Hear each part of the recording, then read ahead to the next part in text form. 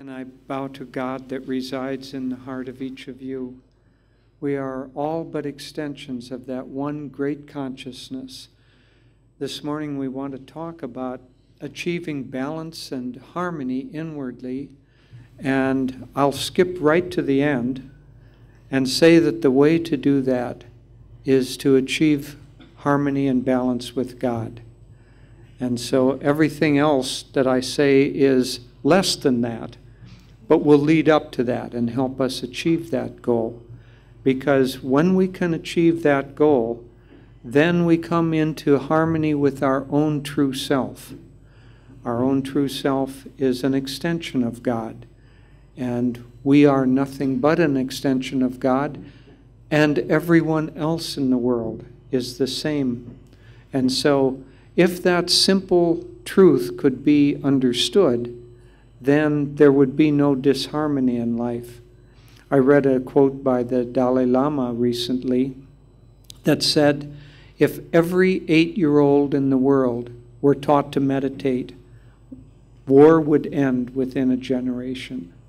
And so as we become in harmony inwardly, naturally that harmony extends outwardly. When we become balanced in our own self, naturally that balance is extended outward. But also for us who are not yet at that place, there is a relationship between the outer world and the inner world, and the harmony within extends outwardly. If we create a harmonious environment around us, that also helps our inner life, but the opposite is also true. If we're disharmonious, if we're upset, if we're reactive inside, that extends outward into the world that we inhabit, and we cause reactions in other people. And if the way that we live and the choices that we make, extending our energies outward, are out of balance and disharmonious, then that affects us inwardly. So that cycle is very important, and I want to talk a little bit about that inner and outer cycle. So the most centered place, let's use the image now of a tree, perhaps a majestic pine tree with a tall trunk and branches that reach out very wide. The most centered place is in the center of that trunk. For us, our most centered place is in the center of our spine and the center of our central nervous system.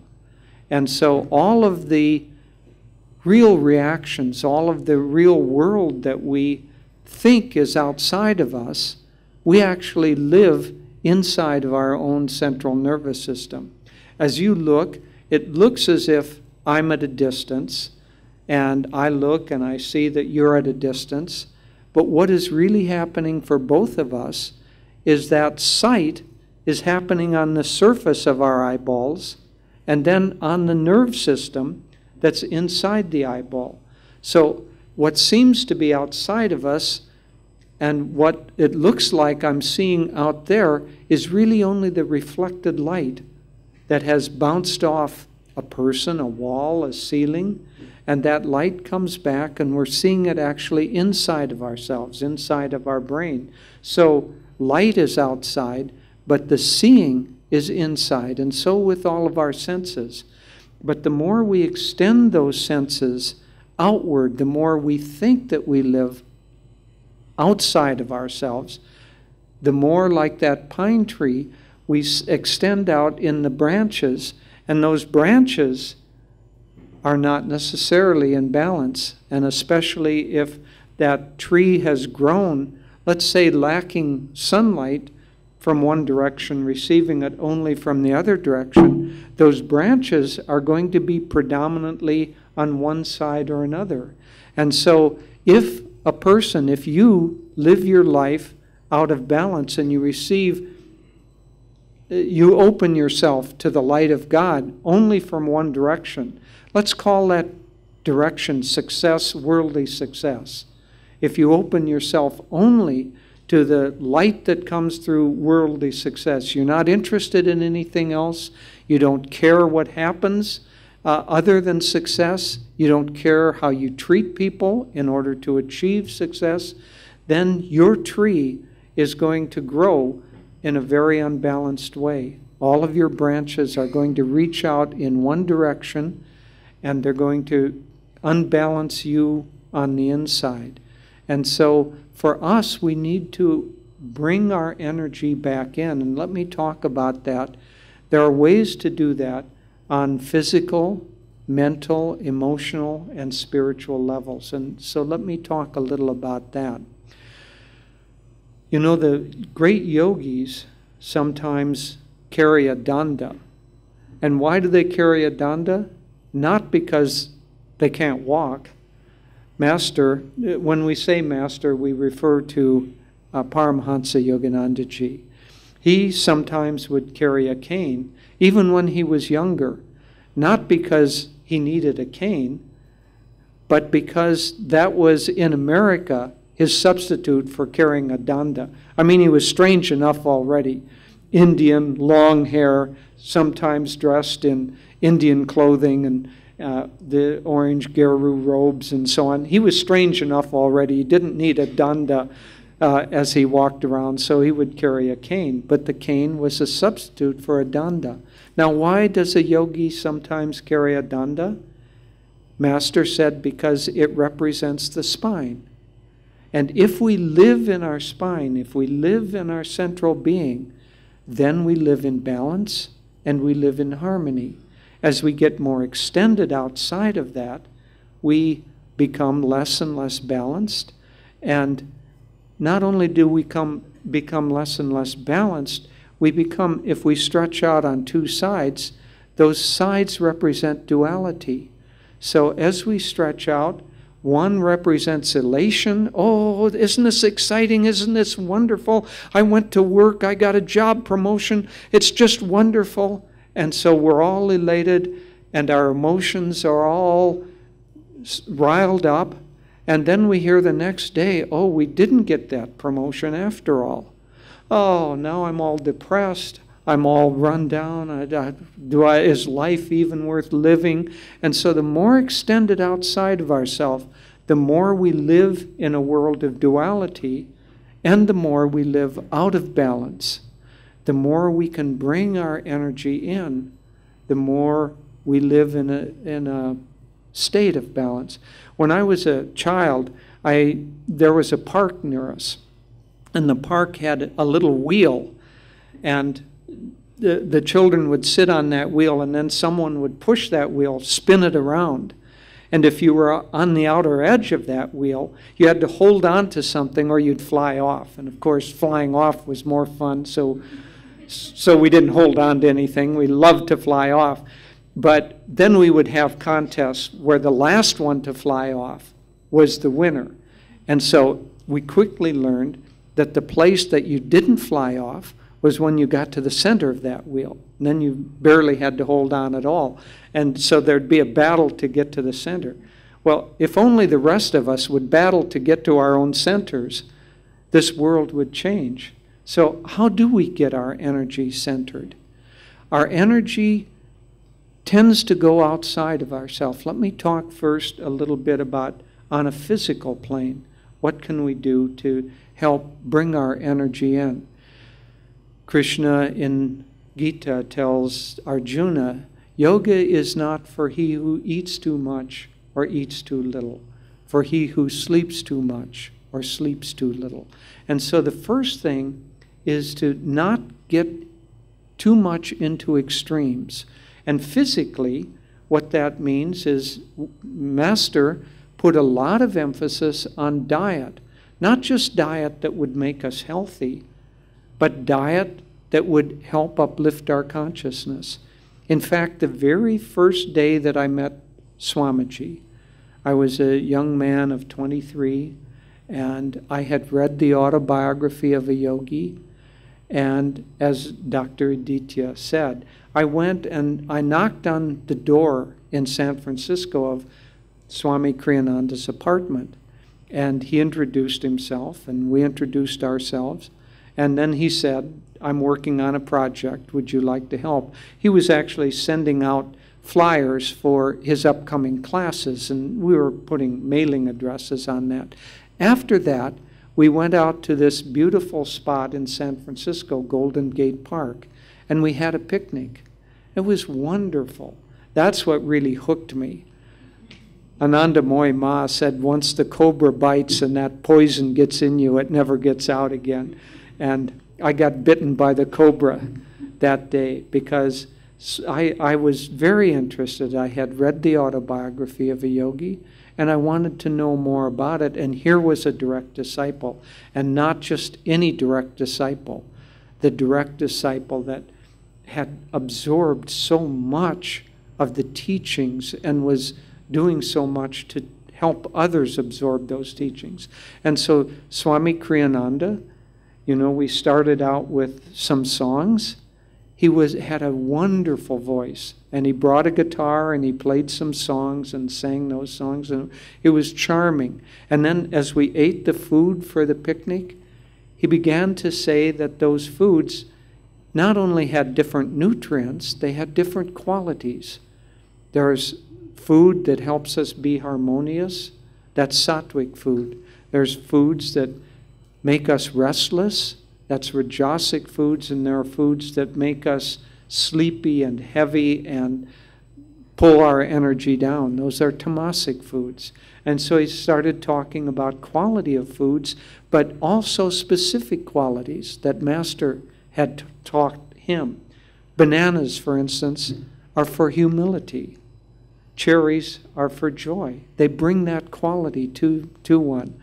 And there's a popular song that used to be popular in America, life is just a bowl of cherries. And it's true, because cherries help bring the quality of joy to us. So the foods we eat help bring us into a state of centeredness and balance, or they take us out of that state of balance.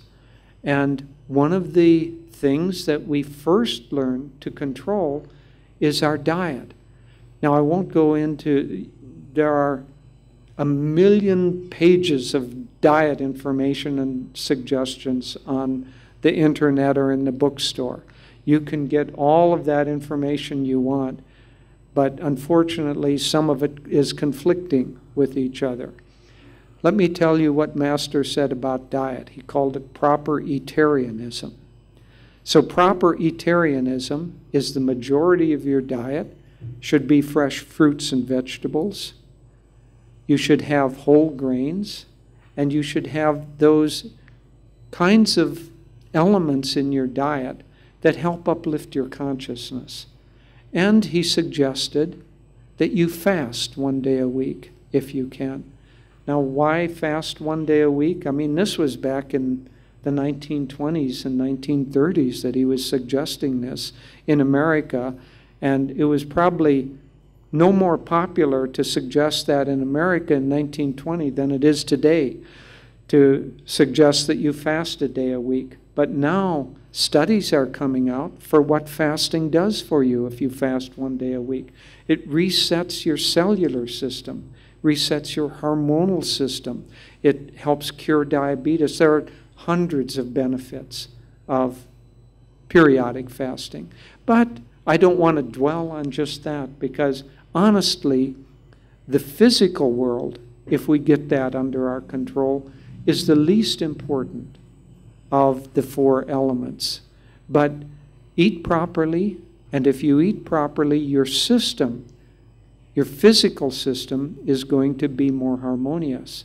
And you'll find it easier to meditate, you'll find it easier to stay centered, and you'll find it easier to be non-reactive to the things that come to you. So the physical has an influence, but it isn't as powerful as some of the other aspects. I'll just touch on 2 other aspects physically. One, try to get some exercise. Yoganandaji taught the energization exercises, where you tense and relax various parts of your body. That not only keeps the body strong, but it isn't just calisthenics. It also teaches you to control the flow of life force or of prana. And so you can send that and withdraw that. And ultimately, if you can control prana, you will be able to control your mind.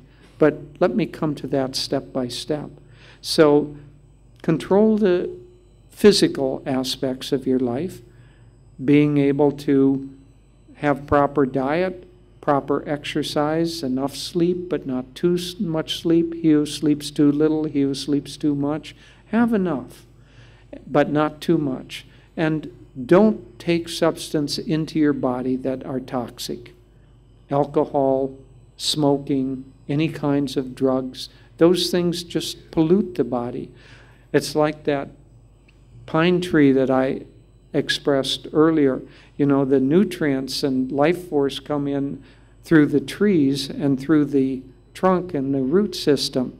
And if that tree is in a toxic environment in the air or a toxic environment in the earth, that tree dies. We one time drove a long stretch through East Germany at the time that they were heating with coal for years and years and years. And we looked, and there were vast forests, stretches of completely dead trees. And it just looked like we were driving through a barren land. And so if mankind keeps polluting the environment the way we're doing, we're going to end up with vast stretches like that. But that's not the subject of this talk. So control those things physically that you can. More important is the control of your energy. And so you can control your energy by these energization exercises that we have taught. And if you don't know them, then they're available at our center here. And they're marvelous. Swami Kriyananda did those every day without fail. And even into his 80s, even though he had a lot of karmic tests and was taking on karma, had many, many physical things that he was dealing with, still his legs were rock hard at the age of 87 because he religiously did those energization exercises.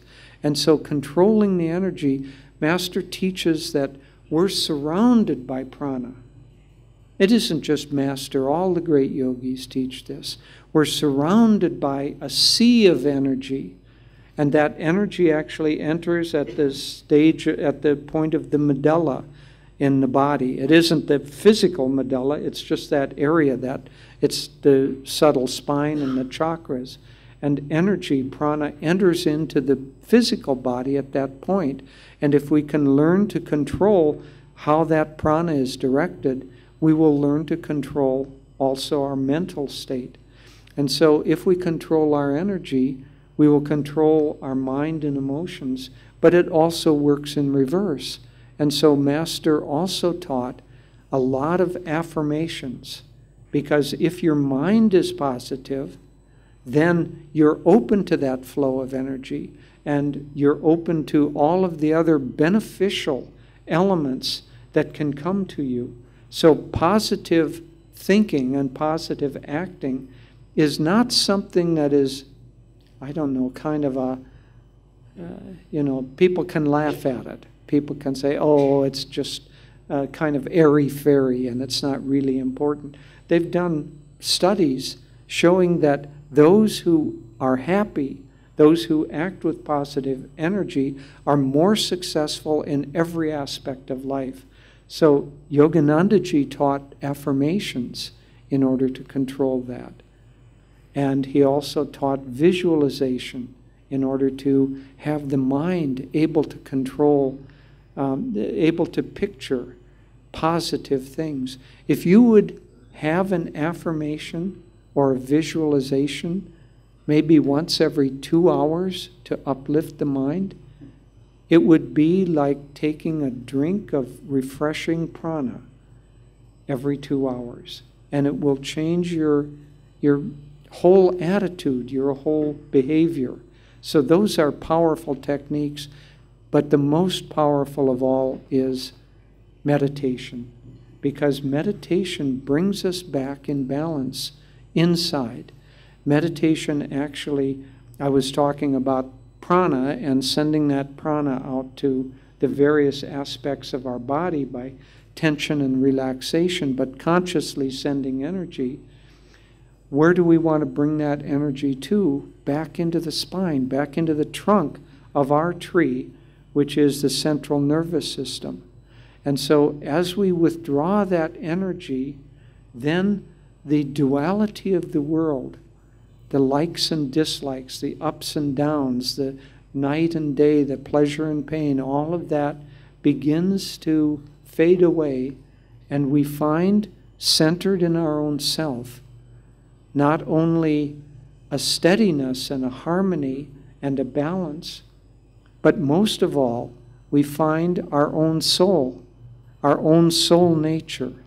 And our own soul nature has qualities like love and joy and calmness and peace. And so, and light and sound and other qualities or aspects of God. When we find that residing within ourselves, then we're really in balance. So diet helps a little, exercise helps a little, all those outer things help a little. But what really helps is meditation and bringing our energy back within ourselves. And when we do that and can lift the energy up to the higher centers, especially the kutastha, then in that state of consciousness, we are completely centered. Yogananda said we should be even-minded and cheerful in all circumstances. Well, until you have your energy under control, until you have your consciousness under control, you can't be even-minded and happy under all circumstances, because you're reacting plus, minus, up and down, and you begin to lose control. As Gita teaches, that when we have desires, some of those desires get frustrated. And when the desire gets frustrated, anger arises. And when anger arises, then lack of discrimination follows from that. And with lack of discrimination, the individual or the whole society begins to fall down. And so that process is very, very important to us, because non-attachment, non-having too many desires, or simplifying our life keeps us from getting caught up in that process all the time. So the more desires you have, the more you're going to end up frustrated and angry and lacking discrimination, which brings me to the second thing that I want to talk about, how to make the right choices in life. There's a kind of a joke about this young man who comes to a wise man, wise older man, and the younger man says, "How are you able to make such good choices in life?" And the older man says, "Well, good choices are born of experience." And the younger man says, "Well, how do I get that experience?" And the older man says, "Bad choices." And so, as we make bad choices in life, we learn that pain is the result of that. That unbalance, unrest is the result of that. And so, trying to make good choices requires discrimination. You know, the mind, our minds, work on the basis of logic, and they work on the basis of problem consciousness. Oh, here's a problem, there's another problem over there, and let's make long lists, and we can figure out which problem we should prioritize and how to make.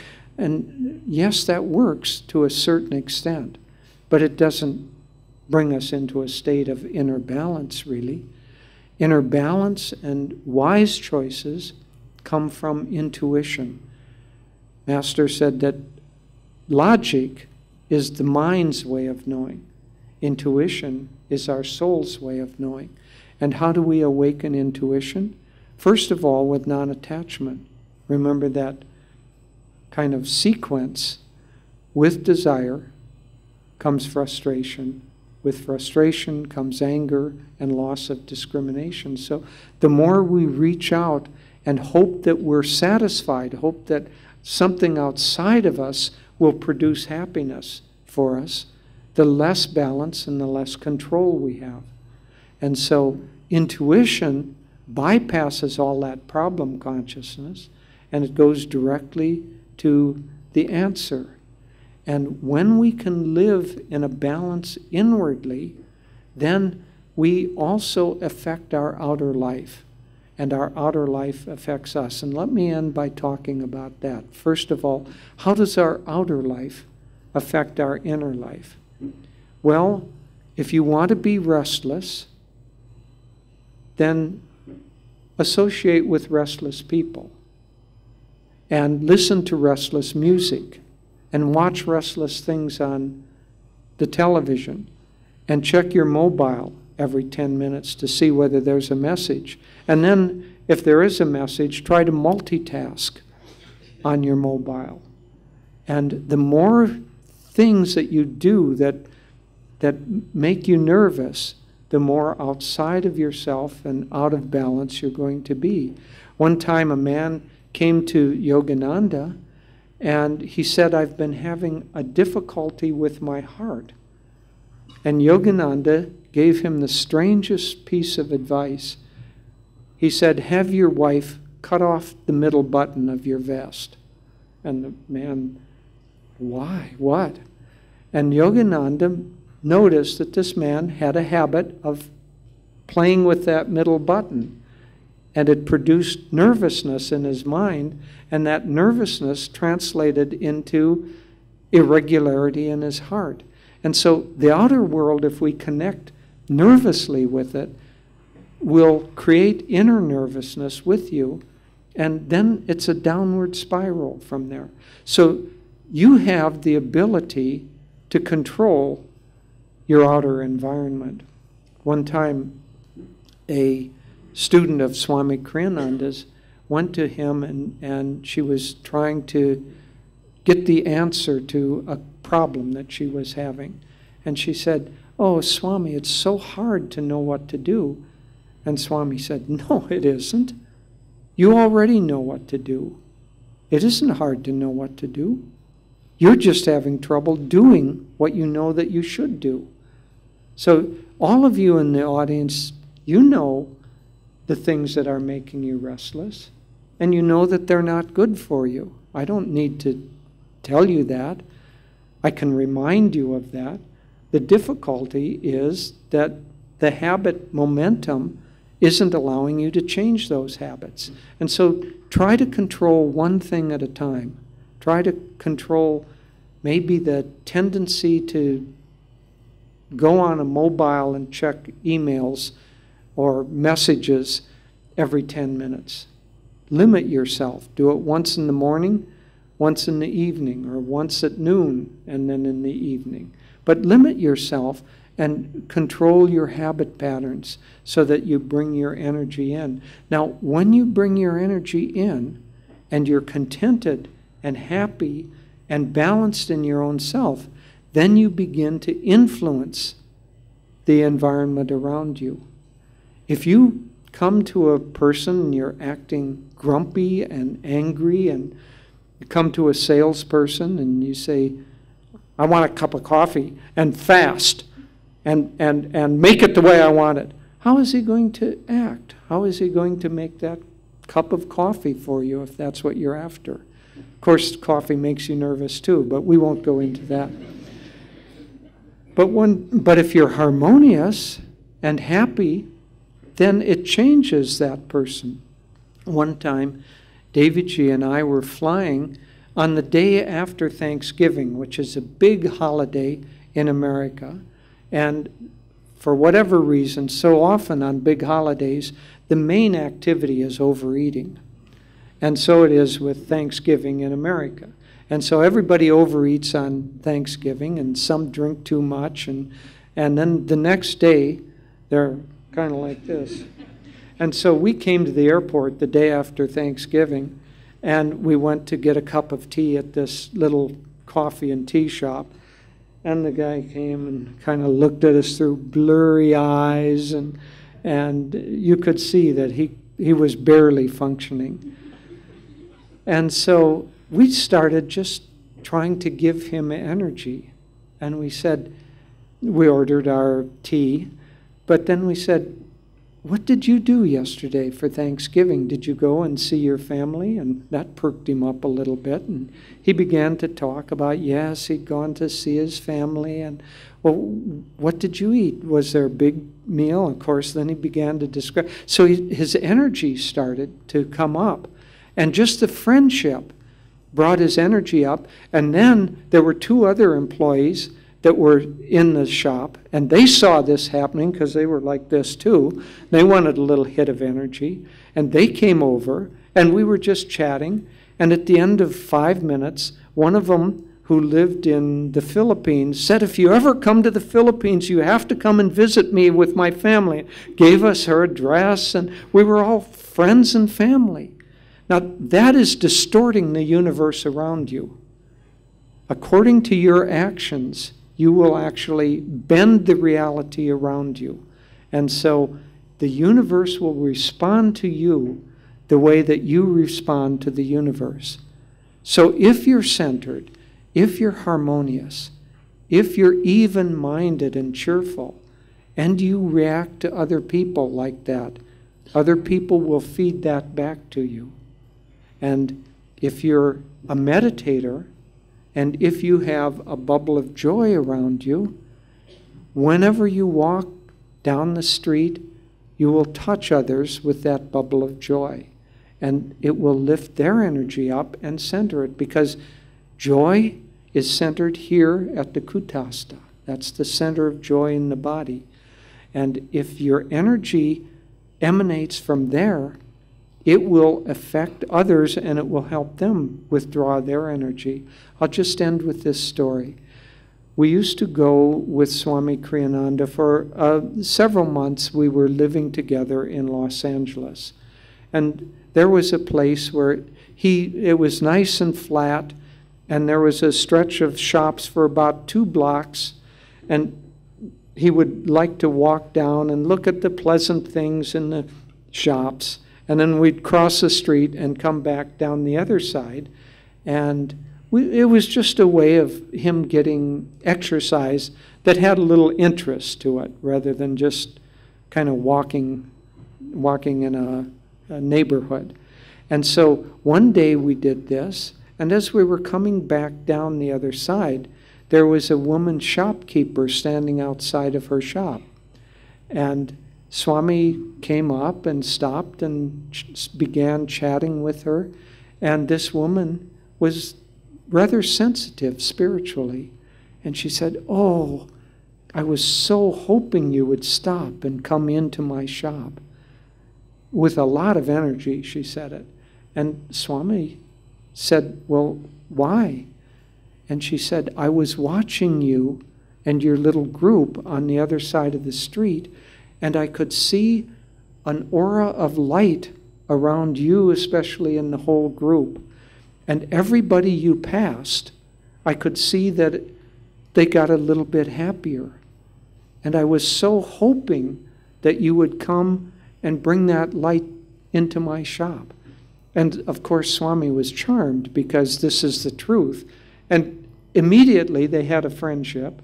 And she would come to whatever event Swami was coming, and whenever we went to walk there, he would stop in this shop and occasionally buy a little something that was pretty, because she had pretty things. But it wasn't about merchandising. It wasn't a sales energy. It was a friendship in light.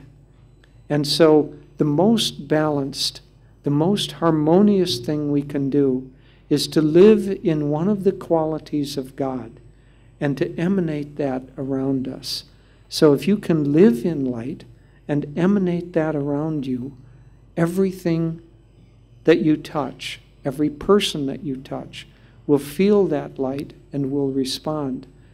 And if you can emanate joy, you will awaken joy in everyone you touch. And this is the way to be truly balanced and harmonious.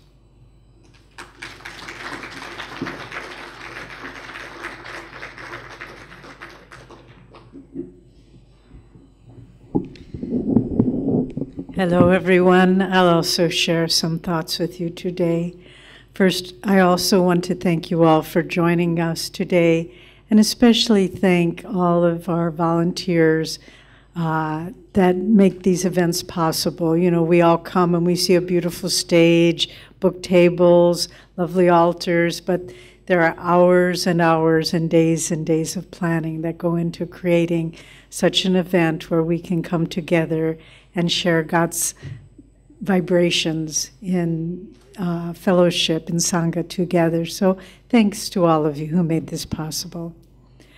I read a wonderful quote quite recently, in fact yesterday, that said, "Spaceship Earth has no passengers. We are all members of the crew."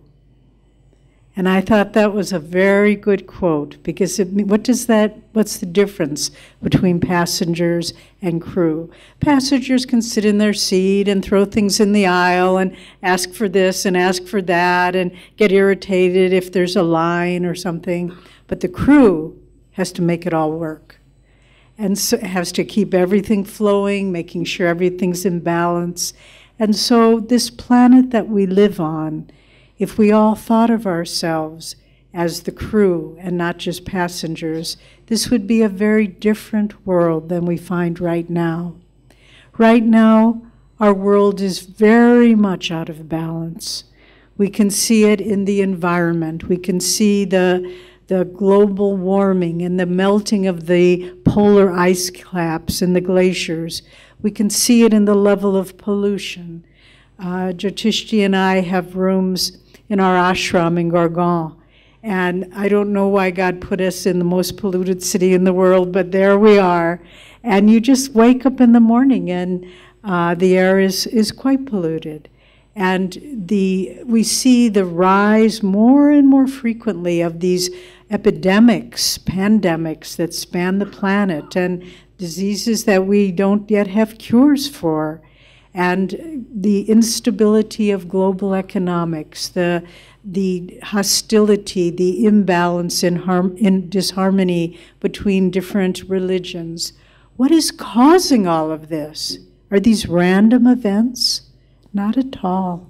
Yoganandaji said that it is the consciousness of humanity that creates the environment around us, just as Jyotish was saying.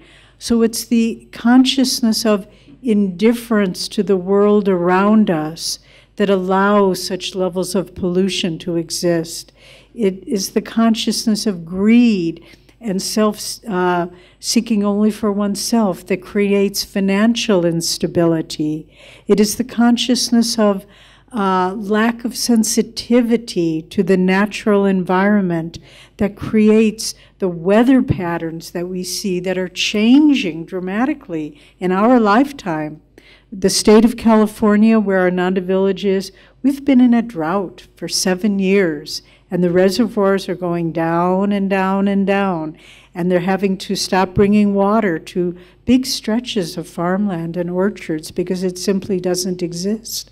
The water is not available, and they're trying to kind of not alarm the general public, but we're getting close to having to do water rationing. What's causing all this? It's man's inability to work cooperatively with nature or with each other. We were traveling in Mexico with a group of Ananda school children a few years ago. They were going to do service in an orphanage in southern Mexico. And as we would drive, there would be a big populated area, and then you'd see these huge stretches of golf course, you know, lawns and beautiful. And my mind was just thinking how much water that must take to sustain that. Then you go a little further out, there's the golf course where it ends, and then there's just the shacks where the people live. And I thought, what is wrong with this? Can't people see the imbalance here? Can't people see that here's people who don't have enough water to have a little garden plot outside their very humble shed, and here's people playing golf on these manicured putting greens? What's wrong with that? And so as a planet now, as a global community, We need to stop being crew passengers and start being crew members. And how does that happen? Well, I want to tell you a little story about one of the wisest, bravest people that I have met in my life. Her name was Maria, and she was born in Russia. She and her sister, they were Russian Jews, and their parents died when they were quite young. They were left orphans in their teens, but somehow or another they had the courage to make their way out of Russia. They lied and said they had relatives in Israel, and they were given visas to leave. They had no one in the world to care for them. They made it to Israel, but they kept going. Then they made it, they wanted to come to the United States. They made it to Europe, just earning money as they can, learning the languages they could. And they were sitting on a park bench in Paris, France, and a man came up to them and said, "Here, I think you should read this." Do you know what book it was? Autobiography of a Yogi. They read that book. They made their way to New York. And in New York, there was they saw a poster, Teachings of Paramahansa Yogananda. They went there, and they met members of Ananda giving a lecture, just as we are giving a lecture to you. And they came out, and they joined Ananda. And after living there about 10 years, Maria married. Some of you have met Nayaswamis Jyotish. This was his wife. And they married, but then Maria was diagnosed in her 30s with advanced cancer.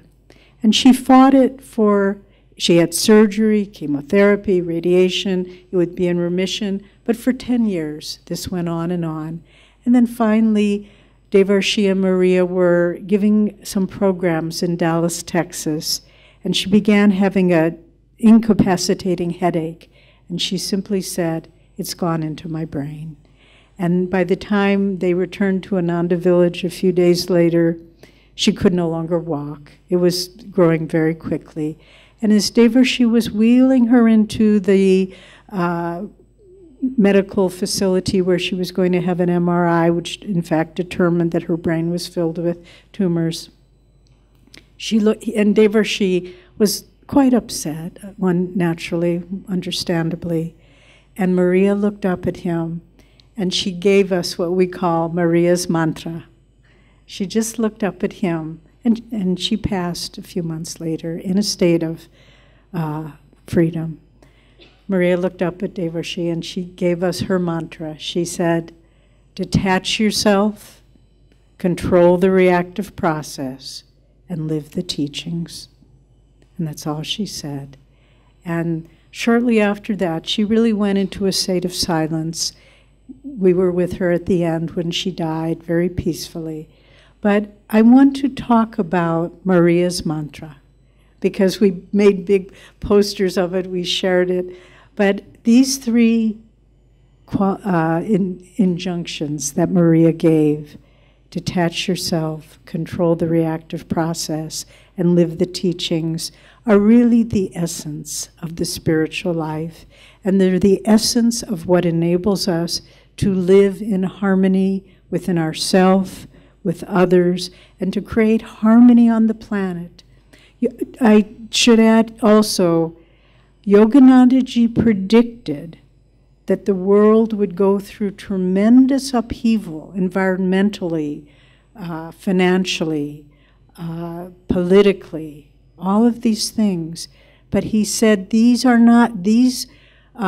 future events are not carved in stone. They can be ameliorated if the consciousness of the majority of the planet can change, can learn to live in harmony, can learn to cooperate and appreciate the natural world around us. And so, in a sense, this talk today, how to live in harmony and balance, it's not just a pleasant spiritual topic.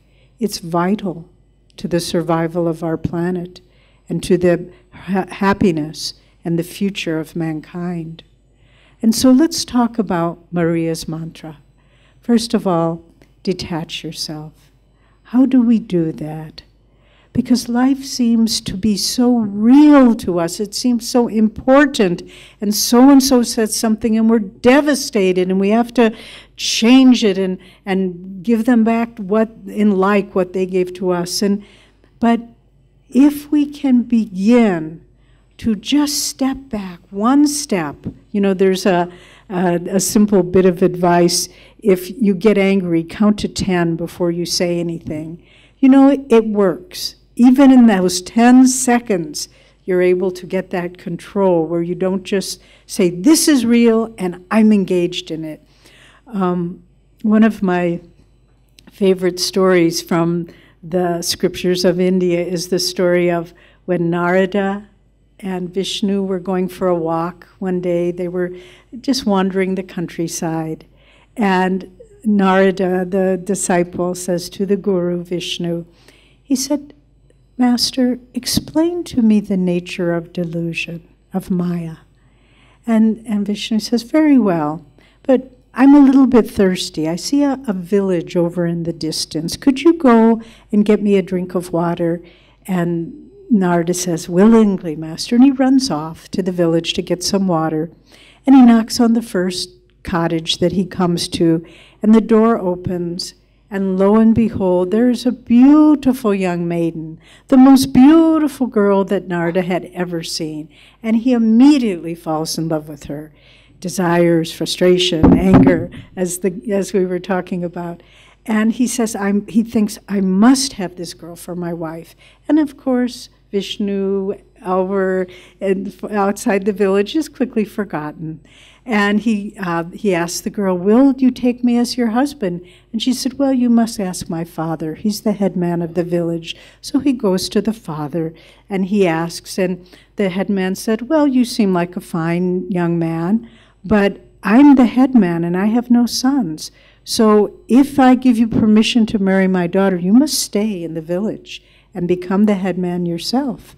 And Narada is willing to do anything. So yes, yes. And so they're married, and time goes by, and a son is born, and time goes by, and the father dies, and Narada is the head man of the village, and years go by, and another child, and a third child is born. And then one day, the rains began coming. Not quite like the rains today, but they begin coming. And the river starts rising and rising, and then it starts overflowing its banks. And finally, the river begins flooding the village, and the huts, the little cottages, are being washed away. And Narada, in fleeing for his life with his family, he grabs one child with one hand and his wife with the other hand. She has the third child. He puts the second child, he puts the third child on his shoulders, and they're trying to make their way through this incredible rushing water, fleeing for their life. And finally, Narada stumbles and he releases, and one of the children gets washed away. And then the wife can't hold on to the second child, and that child gets washed away. And then Narada and his wife lose their grip on each other's hands, and she's washed away. And finally, Narada stumbles full into the water, and the third child is washed away. And he just gives himself up into the river of despair. And after some time, he hears someone calling his name, Narada, Narada, and he opens his eyes, and there's Vishnu. And he says, Narada, I sent you 10 minutes ago to the village to get me a drink of water, and now I find you sleeping on the sand. What has happened? And Narada touches his guru's feet, and he said, now I understand the nature of Maya. It seems so real. It seems so gripping to us. But we need to always be detached. Whatever happens, remember that this is not real. It's only God's dream. And then if we detach ourselves, then to control the reactive process. You know, in the great Yoga Sutras of Patanjali, the second sutra, Yoga's Chitta Vritti Narod. Yoga is the neutralization of the vortices of feeling. So once we begin to detach ourselves, then we're not so engaged with, we can be more harmonious because our ego is not pitted against the egos all around us. It doesn't matter so much. And if we can control the reactive process, we can live in harmony. I remember some years ago, there was a man who was very critical of Swami Kriyananda. He was always saying, Swami did this wrong and Swami did that wrong and he's not a good leader. And in fact, this man said, I would be a better leader, and on and on and on, but always, always critical. And one time there was a gathering, and this man was standing over the side looking very critically at Swamiji. And Swamiji didn't react. He didn't say, why are you acting the way? He just simply went up, took the man's hands and said, I could be the devil himself, but it's not your problem. Why don't you live in joy? And that's all he said. The man left. I don't know that he really had the expansion of consciousness to accept that. But nevertheless, Swami's example of not reacting to that critic, not saying, not having to get into the conflict with him, but just to remain in a non-reactive state. I think for me, being part of the Ananda community, since really most of my life, all of my adult life, I think this is the thing that I find the most inspiring. I have a friend now who lives there, and her husband is dying of a rare disease that there's nothing really that can be done. But you look in both of their eyes, and there's nothing but peace and calmness. And I searched their eyes, and we went to visit them shortly before we left to come to India. And we sat with them, and I thought, they are at peace. They are not reacting. They are just accepting in a state of equanimity whatever is happening. And then finally, the last part of Maria's mantra, live the teachings. What does that mean? How do we live the teachings? What are the teachings? Well, just as Jyotish said, it's not a mystery. To live righteously, in the West, we have the 10 Commandments. In India, we have the yamas and niyamas, the basic principles of moral behavior: non-violence, non-lying, non-stealing, non-sensuality, non-greed, cleanliness, contentment, tapasya, self-study, devotion. These are the pillars of life. When we live this way, the world provides us everything we want.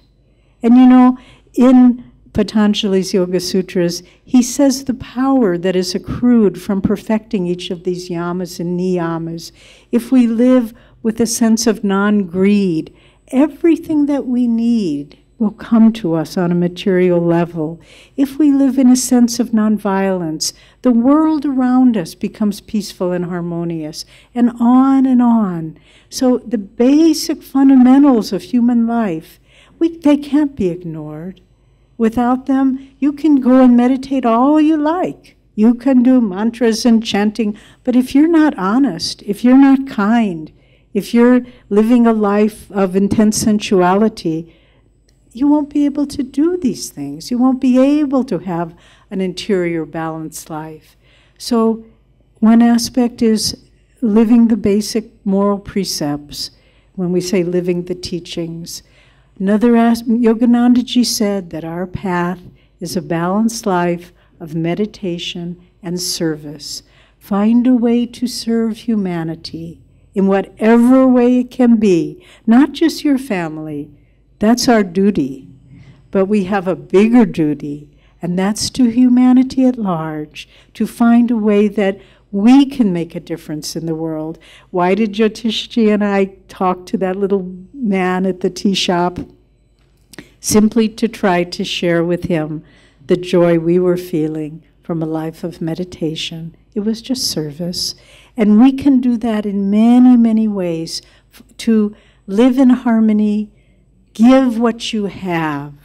We heard a talk, a recorded talk of Mother Teresa of Calcutta, and when there was a big famine in the area, and she and her nuns were distributing rice to the people that were starving. And she brought some rice, not a large quantity, gave it to one household, to the mother there. Immediately, the mother took it and divided it in half and wrapped the packet up. And the nun said, "Where are you going?" And she said, "Oh, I know a family more in need than we are." So to see a light, if ever, this is really a maxim. If there's any area of your life where you are unhappy, for whatever reason, find someone else to help. And in that service of others, you forget your own and any problems that you have, and you return once more to your natural state of joy. And finally, living the teachings, have an inner life. Practice meditation. We were speaking with someone yesterday, and they said, "Oh, I have a hard time finding the time to meditate." Don't we all? But Jyotish said something, it's so wonderful sharing your life with a teacher, because every day you learn something. Jyotish said something so wise to this woman. He said, meditation is what feeds our inner nervous system, our spine and our brain and our chakras and the spiritual eye. He said, food feeds the body, but meditation feeds the soul. And without doing that every day, the soul becomes hungry, the soul becomes diminished. And you see people, young people, that their light is gone. And you see people, I see some of them sitting in the front row here, whose lives have been dedicated to loving God, loving Divine Mother, and age does not diminish them, but only they become more radiant with the inner light. So, to find balance and harmony within. It is not, as we said, it is not just for ourselves. This is really an extremely important aspect of the world today.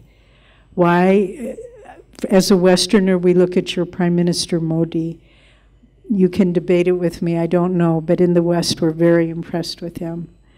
And why is he such an impressive man? He has led a life of integrity, self-discipline, sadhana, service to others. And if we can do that, all of us, think of this crew of spaceship Earth saying we are steering our world into a new age of prosperity for all, harmony with nature, well-being throughout the planet, and Mother Nature, Divine Mother, Kali Devi, smiling on us all and saying, "My children, you have finally understood." God bless you.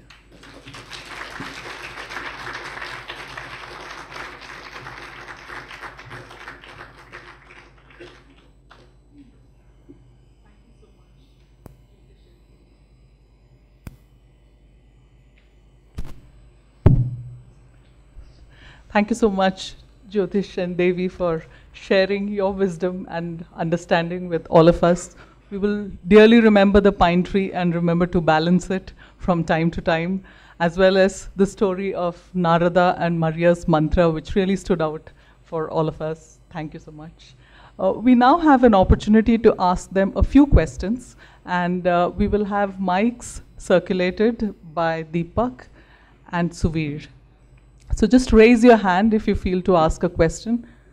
So Deepak, there's a question there.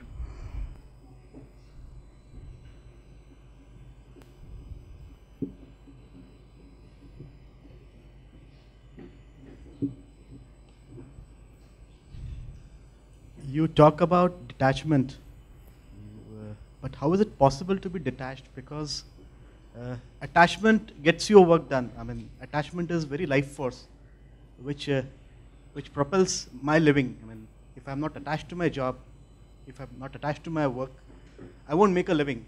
So how do you say that you should be detached? Very good question. Okay, it's a very good question. You're not the first one to ask that. In fact, Arjuna asked Krishna that very same question. If we're not attached to what we do, what motivates us to do anything? And so, first of all, let's talk a little bit about the difficulty of attachment. When we are attached to something, we create the condition that says, unless I achieve this goal, then I will be unhappy. So the problem is not in trying to achieve the goal. The problem is in placing our happiness or unhappiness in the achievement of that goal.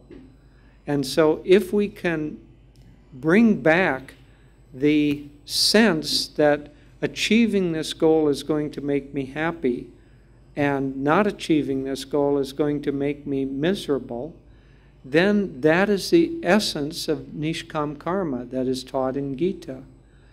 To act without desire for the fruits of action. So the attachment doesn't force us to act. We can choose to act, but the attachment outwardly makes us subject to being happy or unhappy according to the fruits of that, whereas we can pull that energy back. Now, Daviji and I I'm not going to say how old we are, but we're still extremely active.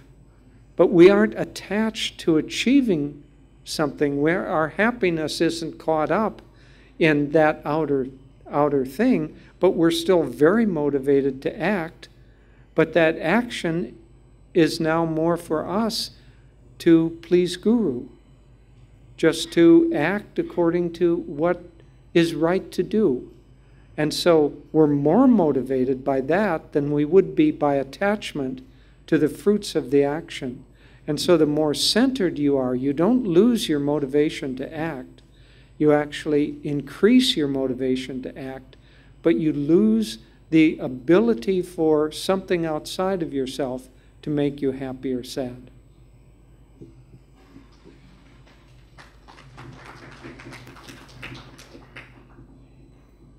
It was a very nice talk, and I would like to refer to the point that you raised about terrorism and extremism. I know it's a very sensitive topic, but I failed to see how spiritualism can help us fighting these tendencies when some religions are even fighting against the sects, S-E-C-T-S, sects in their religion.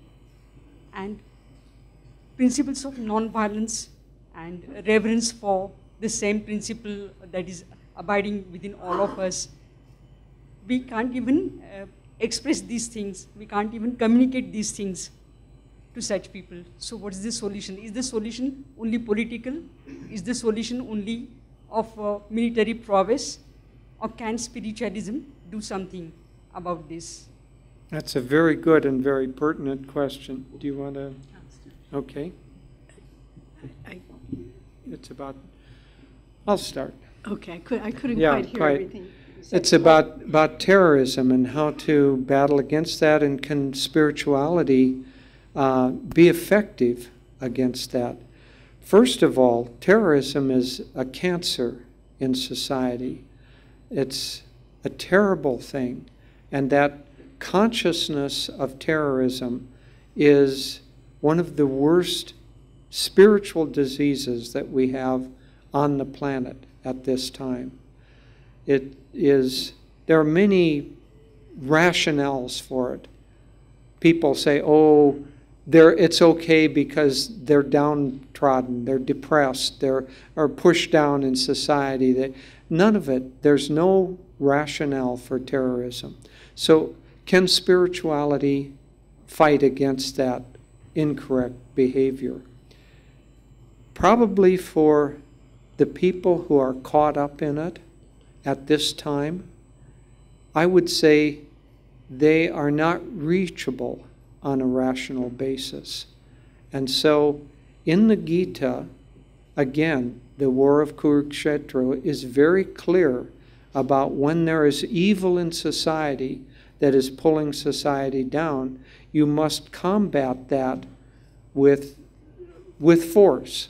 So for terrorism, because we can't reach those people on a rational basis, we can't persuade them to change their ways by any spiritual lecture that we might give, then we have to use force against that.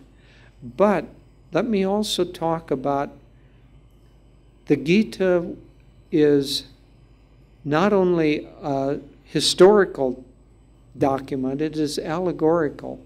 And that real battle is within ourselves. And so the real battle for this world is against the tendency toward violence. And those terrorists are only the extreme example of those willing to do violence. But is Bollywood, is Hollywood able to do violence? Are they making movies? Are there television programs? Are there books and media and all of that that is focused on violence? Is that not also feeding this tendency to do violence? So to a certain extent, we have to take force against the terrorists, but the disease also operates within us. The disease of hatred, the disease of reaction, if that resides within our hearts, then we're part of the problem. And our primary job is to clean up our own act. And when we clean up our own act, then we can start cleaning up the world around us. But if we only combat terrorism outwardly and have the thoughts of violence and anger within ourselves, we pollute the atmosphere, the mental and spiritual atmosphere of the planets. So we have to work on both sides simultaneously, but we can't work only outwardly and expect it really to change. We can't work only inwardly and reach those people because they're not ready to be reached on that level. And so both simultaneously have to happen. I would also like to add, and then we'll take some more questions, because this is it's a question that it troubles all of us. Every day when you hear about some new act, the heart is hurt by this. We saw a documentary film a few years ago called Return with Honor, and it was footage, interviews with American airplane pilots who had been, during the Vietnamese War, their planes had been shot down, and they had been taken to a prison camp, really a torture camp. They called it the Hanoi Hilton in Hanoi. And these were interviews with the men who had survived. And all of them who survived had deep faith in God. I think that's what got them through it. And one man told a remarkable story. He said there was one guard who was especially sadistic, and he would, every day for years, he would bring that man into this torture room and torture him in different ways. Several years went by, unceasingly. But this man had deep faith. He was a Christian. He had deep faith in God, and he would pray, and he would pray, and he would inwardly think of Jesus, and he would recite passages from the Bible. And then finally he was so beaten down, and he was so exhausted, he said, Lord, I have no strength left. You have to take over. And in that moment, he felt this wave of grace and love and light just surround him. And he looked at this man who had been torturing him unceasingly for years, and he said, don't you know there's nothing you can do to hurt me? And the man he felt that spiritual power, and he just backed out of the room, and he would never go near that man again, the prisoner. The guard would never go back near that prisoner again. So what does this story illustrate? The power of God flowing through us. The prisoner didn't have the ability to fight the guard, to make political protest, any of that. All he had, just as Gandhiji. How did Gandhiji throw the British out? Soul force.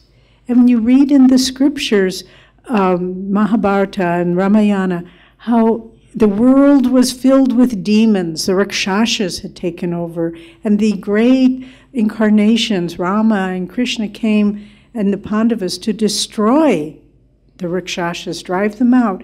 Our earth now is populated with Rakshasas. That's what these people are. They've given up their soul. They're dark. They're influenced by the darkness. And so all we can do is fight it with light. Every day, send out that light. And that, it says in the Christian Bible, there's a light that shines in the darkness, and the darkness understands it not. That's the light of God, that the more we all can believe in that light, dwell in that light, share that light, project that light, the cancer of terrorism will begin to be irradiated and will begin to leave the body of this planet.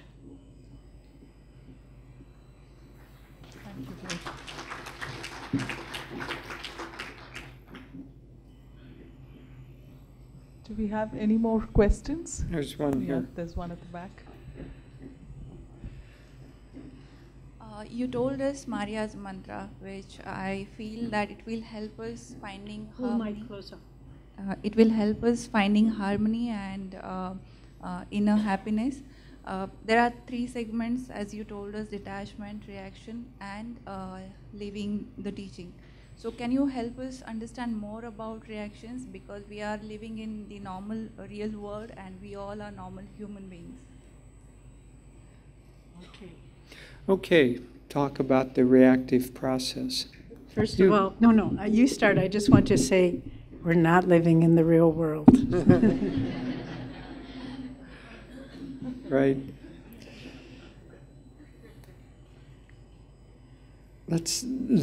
Talking about the reactive process, we could have a month-long seminar just on that alone. The reactive process begins in our own self.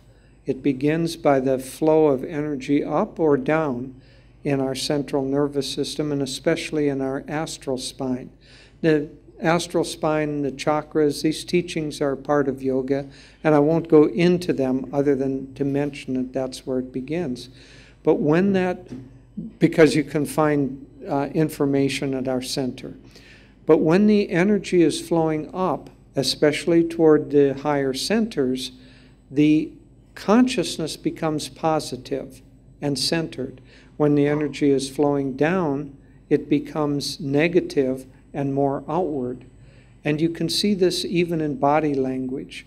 When someone says, "I don't feel good, I'm depressed," you never see somebody saying, "I don't feel good, I'm depressed."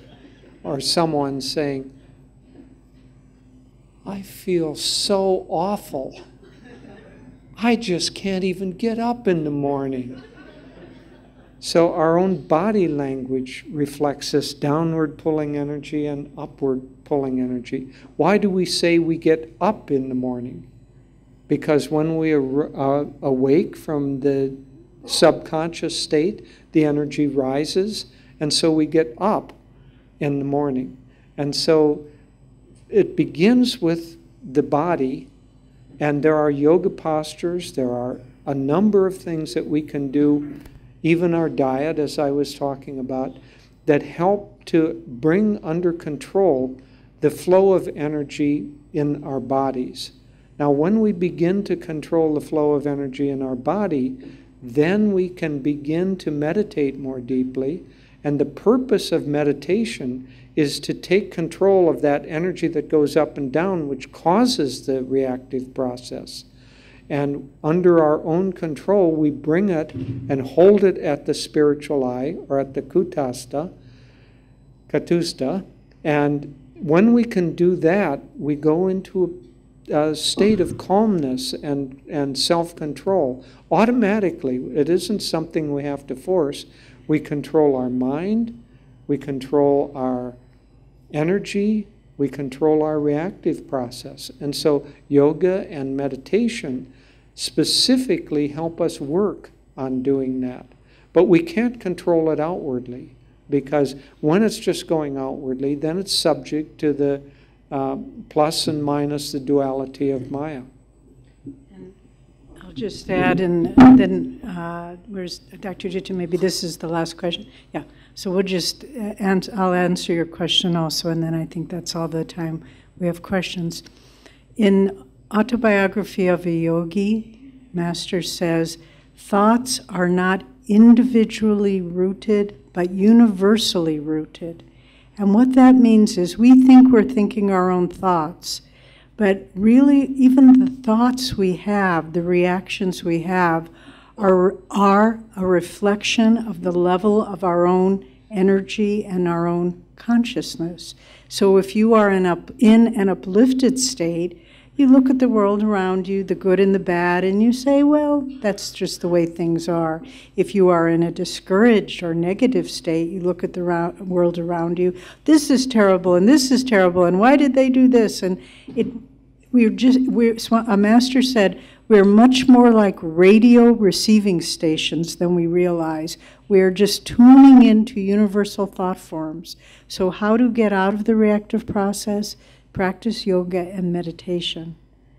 And that automatically helps you to get control of the upward flowing energy, to center it at the third eye, the spiritual eye.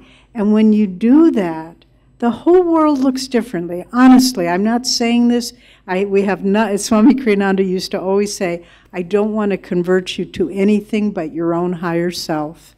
But most people miss this wonderful opportunity to see the world with the eyes of higher vision. And that's the fruit of the practice of meditation. It says in the Gita, even a little practice of this inward religion, meaning meditation and yoga, will free one from dire fears and colossal sufferings. And it's true. Okay, Doctor. Okay, I was just going to add one final little thought, that there are breathing techniques that you can use in the moment to control the reactive process, because the breath is also related to this upward and downward movement.